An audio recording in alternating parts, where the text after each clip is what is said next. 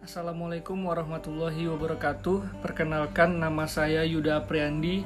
Saya dari kelas 6D Siasah Syariah. Dalam kesempatan kali ini saya akan menyampaikan asumsi saya mengenai tinjauan hukum konstitusi terhadap rencana penghapusan ketentuan presidential threshold pada pemilu tahun 2024. Hal ini saya selesaikan untuk memenuhi tugas akhir semester mata kuliah Hukum Konstitusi dengan dosen pengampu Bapak Muhammad Afdal Askar.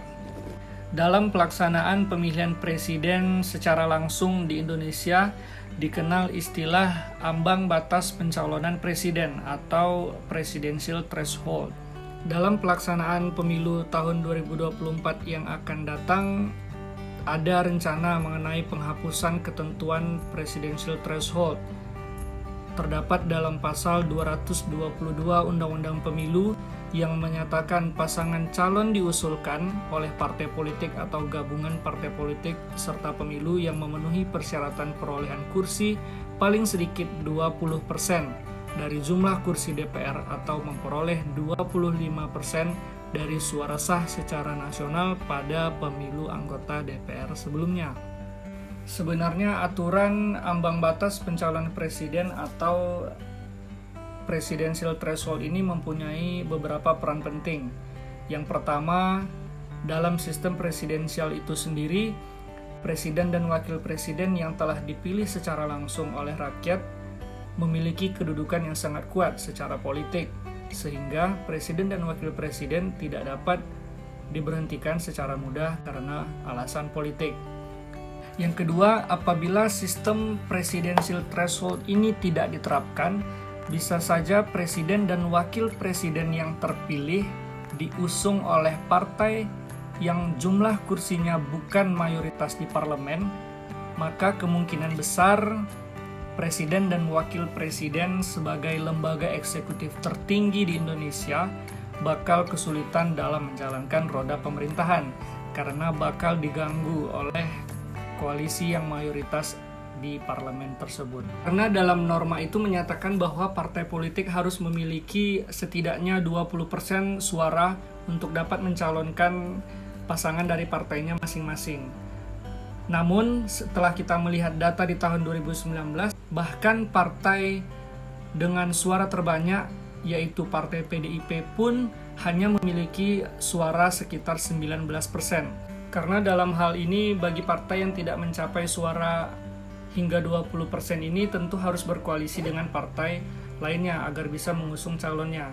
Jadi dengan adanya koalisi ini menurut saya ini bukan lagi menjadi sebuah sistem yang programatik atau memiliki sebuah program dalam kedua pasangan calon ini, tapi hanya ada unsur kepentingan. Kenapa menurut saya unsur kepentingan? Karena yang namanya politik tentu akan ada istilah balas budi. Karena setelah calonnya diusung, calonnya didukung, apa nih balas budinya? Nah, balas budi seperti ini akan dikhawatirkan apabila dalam kedepannya, dalam 5 tahunnya itu menentukan suatu kebijakan dapat mengakibatkan masyarakat seperti resah atau tidak sesuai prosedur. Karena dalam unsur kepentingan itu pun bakal timbul penyelewengan yang baru dalam hal suap atau gratifikasi dalam prosesnya. Hal yang seperti itu diharapkan mampu apabila norma presidential threshold ini akan dihapuskan. Jadi dengan berlakunya norma ini tentu partai politik pun harus secara selektif dalam memilih siapa yang dengan partai mana mereka akan berkoalisi. Jadi dalam proses pemilihan partai itu pun ya tentu hanya akan ada muncul dua pasangan calon seperti tahun lalu. Jadi dengan sama seperti tahun lalu pun masyarakat pun kembali bingung dan mengakibatkan keterbelahan masyarakat. Karena masyarakat itu pun hanya dihadapkan oleh dua pilihan. Dan masyarakat pun tentu akan berpikir gitu, dari sekian banyak jiwa masyarakat Indonesia, kenapa sih dari tahun ke tahun hanya ada dua pasangan calon saja yang menjadi calon presiden gitu. Dan Tentu rencana penghapusan presidensial threshold ini diharapkan mampu untuk mengubah stigma masyarakat itu sendiri gitu. Dengan membiarkan atau memberikan kesempatan bagi partai politik lainnya untuk mengusungkan calon presidennya, dan masyarakat pun dihadapkan dengan berbagai banyak pilihan dan muncul independen baru yang diharapkan mampu untuk merubah atau memperbaiki roda pemerintahan di Indonesia ini.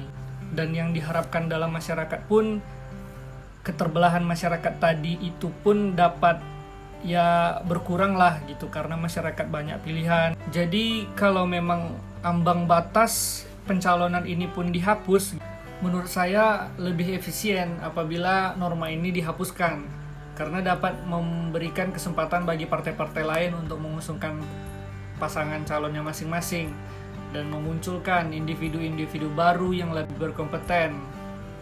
Sebagai contoh, kita sebut saja Partai Demokrat. Pada tahun 2019, Partai Demokrat tidak memasuki klasemen 5 besar dengan perolehan suara terbanyak. Maka kondisi ini apabila dihapuskan, Demokrat sangat diuntungkan karena mereka mempunyai calon yang kuat, yaitu AHY, putra dari SBY, presiden yang ke-6. Dan menurut saya yang kedua, proses pencalonan presiden ini kan berdasarkan hasil pemilu DPR. Apalagi hasil pemilu DPR 5 tahun yang lalu. Berarti sudah tidak seimbang lagi, karena suara 5 tahun yang lalu dengan suara 5 tahun kemudian sudah berbeda. Dari jumlah pemilihnya saja berbeda, apalagi kondisi sosial politik saat ini gitu kan, sudah dipastikan berbeda. Seharusnya tidak dipengaruhi dalam proses pencalonannya gitu antara pasangan satu dengan pasangan yang lainnya.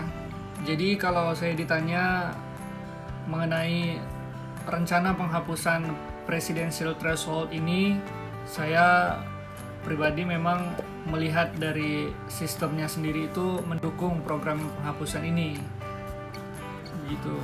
Baik, mungkin hanya itu yang dapat saya sampaikan. Lebih dan kurang saya mohon maaf. Saya ucapkan terima kasih dan saya akhiri. Assalamualaikum warahmatullahi wabarakatuh.